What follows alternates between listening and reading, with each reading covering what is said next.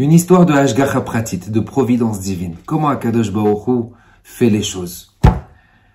Cette histoire a été racontée de la part d'un Rav qui s'appelle Rav Ochana, qui a l'habitude de faire des cours à gauche et à droite, de partout en Eretz Israël. Il est vraiment très aimé, très apprécié. Akadosh Baruch Hu le protège. Un jour, un ami à lui vient lui demander, dis-moi, je sais que tu es Rosh Kollel, je sais que tu as une yeshiva sur les épaules, je sais que tu tiens des avrechim, tu tiens des étudiants, mais jamais tu voyages. Jamais tu demandes de l'argent à personne. Mais comment tu fais? De quelle façon? Mais tu sais, je vais te raconter une histoire, lui dit le Rav. Il y a très longtemps de cela, ma mère m'a demandé, mon fils, ça me ferait plaisir que tu viennes faire Shabbat chez moi avec ta femme et les enfants, ça fait longtemps que je vous ai pas vus. Et là, Rav Ochana dit, tu sais maman, d'accord, je vais m'organiser, mais c'est que ça fait un petit peu loin. Toi, t'habites à Tzfat, et moi, j'habite à Choulon. Prendre les bus avec... tu sais, on n'a pas beaucoup de moyens. Alors, et surtout, à la fin de Shabbat, revenir, on doit faire plusieurs arrêts, et on a pratiquement 5 heures de retour, 5 heures de bus pour revenir. C'est un peu plus simple les Shabbats en hiver, les Shabbats en été, compliqué. Sa mère lui dit, mon fils, regarde, je vais te donner de l'argent, loue une voiture, et comme ça... tu pourras venir. Alors le fils était tout content. Bien sûr, merci maman, merci. Il loue sa voiture, il passe passer un excellent Shabbat, un très bon Shabbat avec sa femme, ses enfants, sa mère. Chemin du retour Motzei Shabbat, il a complètement oublié que le voyant de l'essence s'était déjà allumé depuis vendredi. Et là, il est sur la route et il se rend compte que la voiture commence à trembler. Panne d'essence. Il a juste le temps de pouvoir se remettre sur le côté, sur la bretelle de côté. Et il attend, il fait du stop. Il y a une très belle voiture qui arrive à son niveau, qui se met elle aussi sur le côté. Une personne, bien, un beau gaillard, qui lui dit, voilà, rentre à l'intérieur, je vais t'accompagner à la prochaine station d'essence et tu pourras remplir un jerrycan, revenir, remplir ta voiture et après partir par la suite. Aller à une autre station d'essence. Il rentre dans la voiture, il discute un petit peu. Il voit que la personne en question n'est pas du tout religieux. Et ce Rav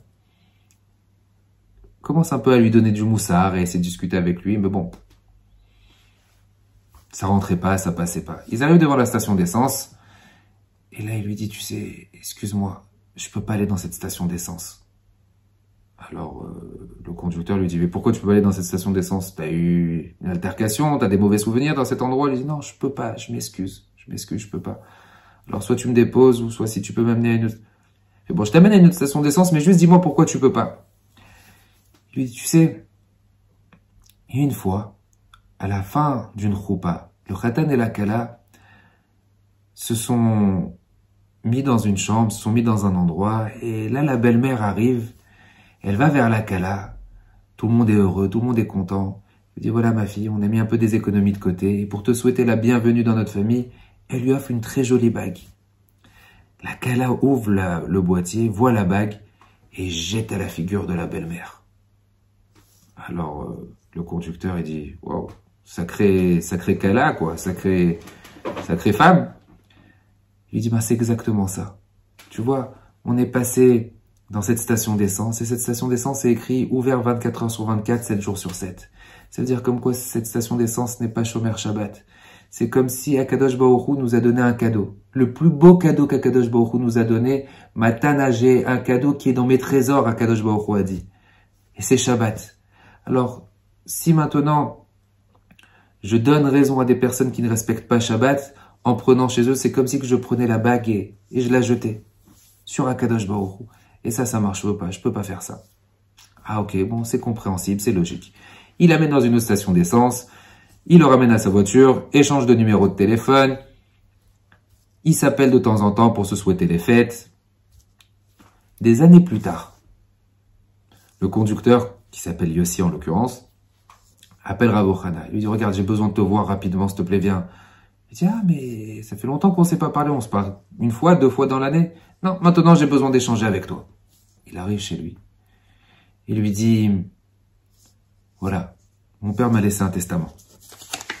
Dans le testament, il m'écrit que lui-même était originaire de Pologne et qu'il avait grandi comme un enfant religieux. Mais arrivé en Eretz Israël, il a préféré oublier toute la religion et s'investir dans son travail. Il dit, mon fils, tu as des terrains, tu as des maisons, tu as toute une richesse qui est devant toi. La seule chose que je te demande, s'il te plaît, trouve une personne qui a la crainte de Dieu et donne-lui tout le maaser, donne-lui 10% de tout l'héritage que je vais te donner. Parce que je sais même pas si moi j'ai pu donner maaser correctement dans ma vie. Alors, donne 10%. Si tu donnes les 10%, tout le reste appartient. Il dit, je vais commencer à réfléchir quelle personne qui a la crainte de Dieu. Et je me suis rappelé de l'histoire qu'on a eue ensemble. Et voilà, j'aimerais te donner les 10% à toi. Le Rav était très surpris. Et surtout en entendant le montant qui était tellement important. Il lui dit, regarde, tu vas pas me donner les 10%. On va les placer. Et toi-même, chaque mois, on va ouvrir un kollel. On va le mettre au nom de ton père. Et chaque mois, ce sera toi qui payera et qui donnera l'argent aux avrechim, en fonction du montant et en fonction de ce qu'on va prévoir. Vous revoyez Rabotai, Akadosh Baruch Hu, lorsqu'on se sacrifie pour lui, lorsque on a la crainte de Dieu, lorsqu'on essaie de faire des efforts, à n'importe quel moment, Akadosh Baruch Hu envoie des Yeshuot, même si c'est pas maintenant à la seconde, mais le meilleur reste à venir. C'est tout le temps comme ça. Shavua Tov, Masa.